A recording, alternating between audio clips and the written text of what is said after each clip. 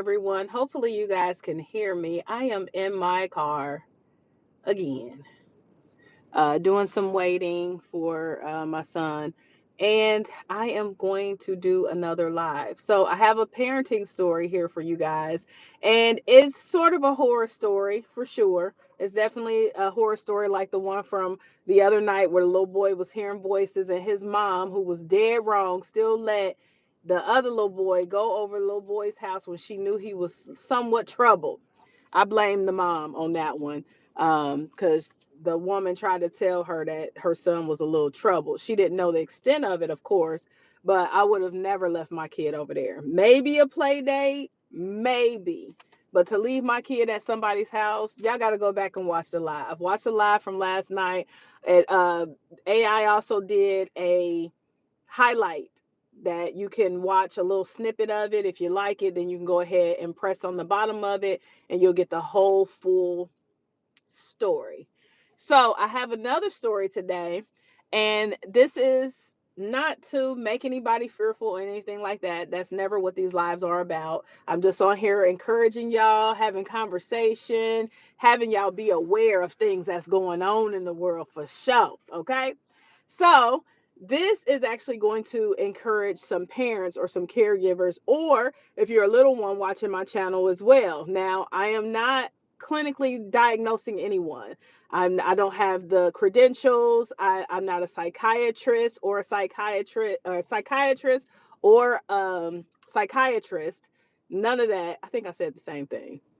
Either way, I'm none of those. Psych, nothing. But I used to take classes and I like to read the books that they diagnose. I forgot what they're called, the DSMs or something like that. But I used to like to read those books. And sadly, when you take psychology classes, then you start learning about these disorders and you'll start thinking like, is such and such a schizophrenic? Is such and such having, so yeah, stop reading those anyway. But anyway, this story talks about mental illness and mental illness from a child to the child is actually telling the story, and he's talking about his mom. And this was kind of back in the day before they started diagnosing people. And so a lot of people didn't know exactly what was wrong with his mother because nobody really was talking about schizophrenia like that. Nobody was really talking about these disorders that people were hearing voices and all of that.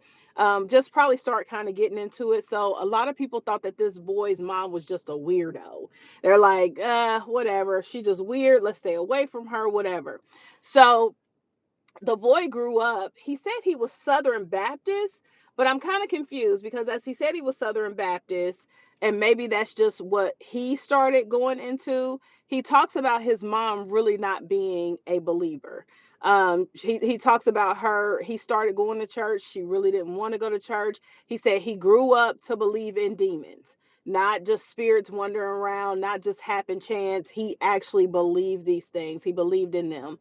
So the thing is, his mom started, I believe she always had it, but he probably getting older. Hey, how are you doing? Thank you for watching.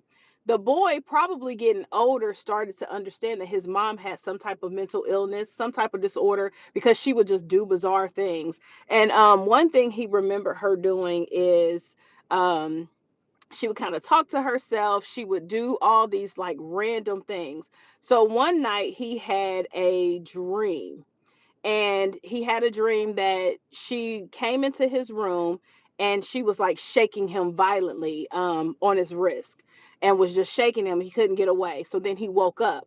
Well, the next night he thought the same thing happened, but then he realized this was real. His mom was literally in real life in his room shaking him, and then he tried to get her off of him, and he finally did. Okay. So it was just strange and bizarre things that his mom was doing. And then she would wake up the next morning and she wouldn't even know what happened. Like, it was absolutely insane. So then a little bit after that, she is in the yard. He goes outside, and to his astonishment, he sees his mom with this 7-foot snake in her hand. And she's just holding it up like this. And she's laughing or smiling. And the thing is, his mom had this phobia, a lifelong phobia of snakes. And he's like, this is crazy. This is absolutely bizarre. What is she doing? And she turns around, she sees him, and she's like giving him the snake, like, here you go, like it's an offering or something. And he's like, I don't want no parts of that. He runs back in the house. So then it was even more bizarre because he runs in the house and he's like, okay, what the heck is mom doing? She is like going nuts. She is standing in front of the window with the snake out like this, just staring at him like she is possessed or she's in someone else's body. And lo and behold, I believe she was in somebody else's body. When she comes back in, again, she has no idea what she has just done. And sadly, he didn't say how old he was, but he was old enough to know something is crazy. Something is a little bizarre. What the heck is going on with my mom? So then another episode that she had, she dropped him off at church. He started getting really heavy into the church. They had a shut in and overnight shut in, and she dropped him off. He said that his mom was sober. She hadn't done any drugs because she also, not only did she have mental illness, she had some addictions as well. So she dropped him off that night. She was sober. She kissed him good night, all of that. She turns around, supposedly go home. Hey, how are you? Thank you so much for joining and watching. She goes home, and then all of a sudden, sorry guys, this is happening to me. I'm in this parking lot and people are just, they are watching me. And they probably like, who is she talking to? I'm talking to the people on the live. Mind your business. So anyway, going back to the story. The mom drops him off at the church. They're at the shut-in. All of a sudden they go to sleep because it's 4:30 a.m. in the morning. And they hear boom, boom, boom. Knock on the door.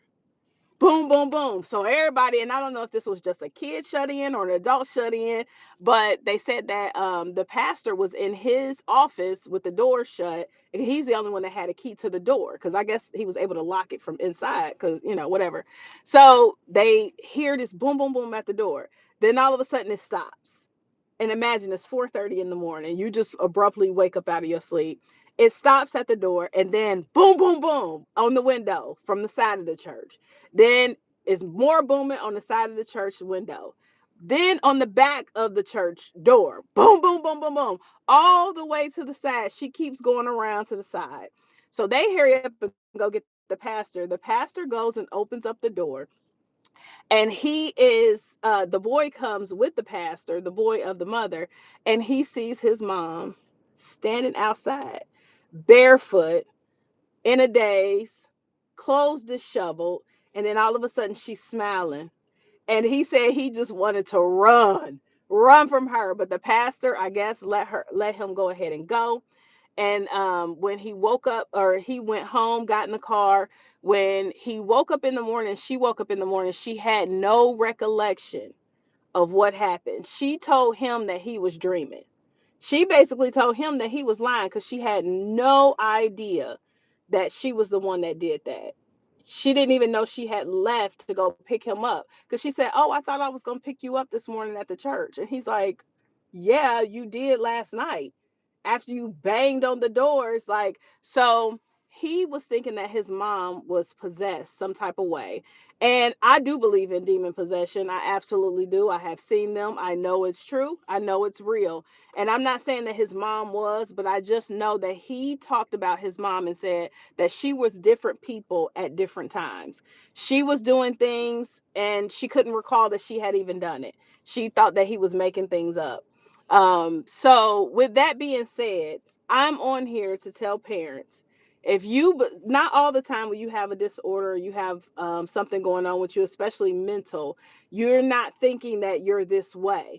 But parents, if you see some parents that's like this, or you see some caregivers that are acting different or acting weird, or you see your friend who's acting weird, y'all please tell them about it in a loving way. Get some resources on how to tell people, and then also help them as much as you can. Stir them in the right direction, because not all the time people who have mental disorders and all that know that they are going through something mental.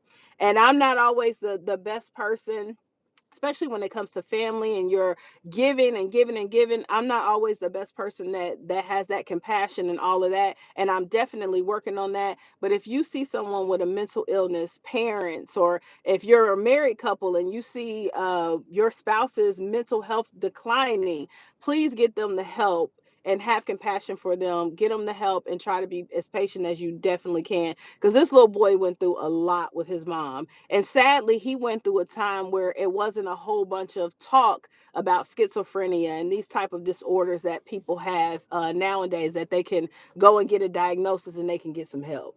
So all right, I will be back on here tomorrow with more stories, either some encouragement or some parent horror stories. I don't know what I'm gonna do. I don't know what I'm gonna do. Just come back on, and I would definitely appreciate you guys watching. I am Regina Long with Not So Perfect Parenting.